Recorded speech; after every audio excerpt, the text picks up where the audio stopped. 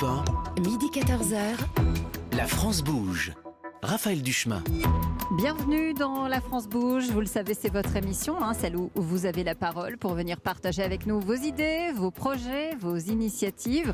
On est à votre écoute. Nous sommes persuadés que vous êtes, chacun à votre manière, en train de construire ce fameux monde d'après dont on parle tant. Et vous allez voir que nous avons du monde qui se mobilise en ce moment pour essayer de penser ce futur. Pour accueillir nos invités à mes côtés, comme chaque jour, elle est là, c'est Elisabeth Assayag. Bonjour Elisabeth. Bonjour Raphaël, bonjour à toutes et à tous. Et notre coach qui est avec nous toute cette semaine, Clara Audry. Bonjour Clara. Bonjour Raphaël, bonjour Elisabeth. Bonjour Clara. Associée chez Caporn, vice-présidente de France Digital. Pendant la crise, c'est vrai qu'il y a beaucoup d'activités qui ont été stoppées net, mais d'autres, vous allez le voir, ont continué à construire, à avancer malgré tout. Bonjour Bruno Craco. Bonjour mesdames. Merci d'être avec nous en direct sur Europe 1. Vous êtes le fondateur de Gojibo, alors G-O-J-I-B-O. Votre entreprise a vu le jour mi-mars. Comment est-ce que vous avez eu l'idée de créer un chatbot, puisque c'est de ça que nous allons parler ensemble. Vous êtes, je crois, un amoureux de l'informatique et des nouvelles technologies. Absolument. En fait, la crise de la Covid-19 a plongé tout le monde dans un principe de fonctionnement que certains connaissaient, qui sont les équipes virtuelles. C'est-à-dire qu'en fait, on s'est retrouvés à travailler tous à distance, ceux de manière un peu brutale, c'est sûr. Et ça a permis de faire un saut de maturité, je pense, de quelques années en quelques semaines, puisqu'en fait, on s'est rendu compte qu'il y avait des jobs qu'on pensait impossibles à faire à distance qui sont en réalité possibles. Par contre, ce fonctionnement en équipe virtuelle a ses contraintes, puisque ça fait longtemps que ça existe. On sait que ça génère du stress, on sait que ça génère une forme de solitude par la distance au collectif, mais on sait aussi que ça peut générer beaucoup d'efficacité et que ça peut également beaucoup réduire les coûts de transport. Et donc, comme on a l'expérience de ce type de management, on a recensé les 5 défis que doit relever un manager dans ce contexte-là. Il doit constituer une équipe efficace, alors que parfois il ne les a jamais rencontrées.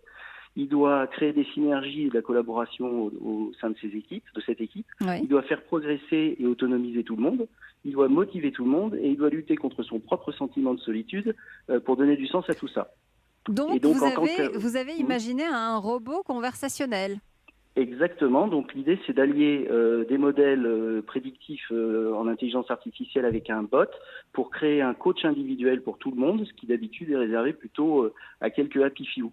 Donc concrètement, c'est un bot qui va s'adresser à tout le monde via la messagerie instantanée de l'entreprise. Donc c'est pratique, il n'y a rien à installer. C'est Teams ou ceux que l'entreprise a. Et il va avoir des conversations quotidiennes avec les gens. Et au travers de ces conversations, il va évaluer des paramètres, il va poser un diagnostic, il va faire des recommandations individuelles, personnalisées, très contextuelles, immédiates. C'est-à-dire qu'on ne va pas avoir je fais tout mon diagnostic, puis un jour j'ai le résultat. C'est en permanence au cours du diagnostic. Et en fait, sur cette base-là, il va constituer un ensemble de recommandations pour la personne, que la personne peut retrouver dans un tableau de bord où elle a ses actions.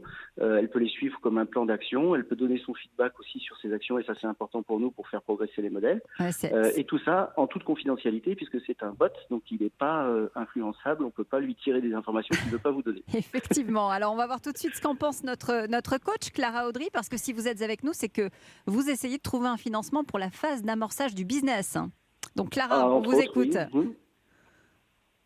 Oui, alors on voit beaucoup de chatbots en effet se créer, notamment dans les domaines du voyage ou du transport, pour répondre à des questions simples et redondantes. Combien de retard va avoir mon train, par exemple. Et la gestion du stress me paraît plus hétérogène d'un individu à l'autre, et donc peut-être sujette à des réponses variables. Et donc ma première question serait autour de la personnalisation. Comment vous faites pour avoir justement ce traitement individualisé sur la gestion du stress, qui me paraît être un sujet très large? En fait, on s'appuie sur des modèles d'évaluation qui sont scientifiquement démontrés, qui ont fait l'objet de beaucoup d'études et qui ont été évalués en termes de psychométrie, qu'on a rendu conversationnel avec un psychologue du travail. On a travaillé sur le fait de ne pas dénaturer le test par le fait de le rendre conversationnel. Et ensuite, ce sont des réponses ce sont des questions assez fermées. Donc les réponses sont pré-fléchées et on élabore comme ça, on établit comme ça le diagnostic. Deuxième question, Clara, je crois, parce que vous avez dit première. si j'ai bien suivi. Non, mais c'est très clair. Et donc, c'était une de mes questions. Au-delà du manager, on va avoir finalement un psychologue du travail qui a travaillé sur des questions fermées et qui permet d'aiguiller un petit peu la consultation, si je peux employer ce terme. C'est ça, oui. Parce que c'est vrai que si on reste au niveau de la réponse du manager, je voyais mal la différence avec les messageries type Slack et Teams.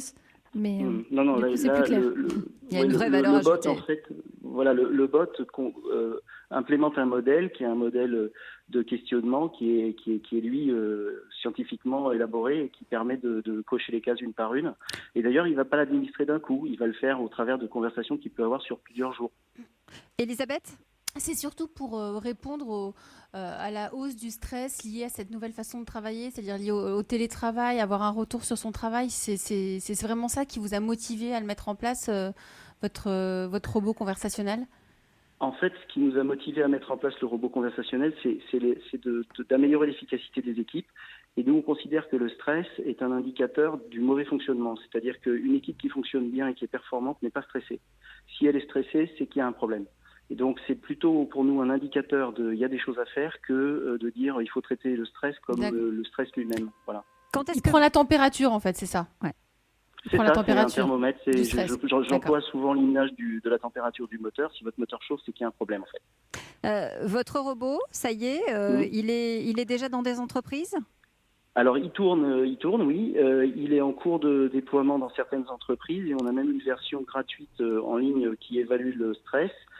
Qui est disponible sur raf.mygojibo.com. Oui, parce que c'est son nom, il s'appelle Raph. Il s'appelle Raph. Voilà, l'idée c'est que c'est un collègue. C'est pour vous, Raphaël, c'était un petit clin d'œil. C'est ça. C'est pas fait exprès, mais c'est ça. Et c'est un collègue bienveillant, en fait. C'est un collègue qui s'intéresse à tout le monde, qui est une sorte de père. Les Raph sont toujours bienveillants. Exactement. On en sait quelque chose, hein, Elisabeth. On a des rafs chacun dans notre famille. Oui, et dans notre entourage professionnel surtout. Exactement. Merci beaucoup d'avoir été avec nous. On va évidemment suivre avec grand intérêt la suite de cette aventure avec votre chatbot. Il est 13h15.